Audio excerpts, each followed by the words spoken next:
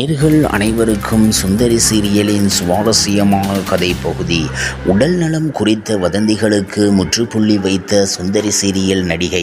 தமிழ் தொலைக்காட்சிகளில் முன்னணி தொலைக்காட்சியான கடந்த 25 ஆண்டுகளுக்கு மேலாக ஆட்சி செய்து வரும் நிறுவனம் சன் தொலைக்காட்சி. மக்களின் மனம் கவர்ந்த சீரியல்கள், திரைப்படங்கள், புதிய கேம் ஷோக்கள் என்று ரசிகர்களுக்காக புதிதாக ஏதேனும் ஒன்றை செய்து வருவார்கள். சன் டிவியின் சீரியல்களுக்கென்றும் ஷோக்களுக்கு என்றும் தனியொரு ரசிகர் பட்டாளமே உள்ளது.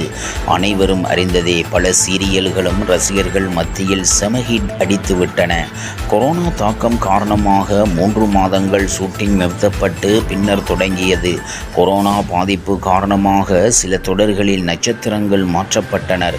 சில தொடர்கள் எந்த காரணமுமின்றி கைவிடப்பட்டன. சில தொடர்கள் நட்சத்திரங்கள் பங்கேற்க முடியாததால் கைவிடப்பட்டன. பல தொடர்கள் முடிக்கப்பட்டாலும் ரசிகர்கள் மனதை கவரும்படி புதிய சீரியல்களை சன் டிவி நிறுவனம் ஒளிபரப்பி வருகிறது. புதிதாக ஒளிபரப்பப்பட்ட தொடர்களும் ரசிகர்கள் மத்தியில் நல்ல வரவேற்பை பெற்று டிஆர்பியிலும் சாதனை படைத்து வருகின்றன.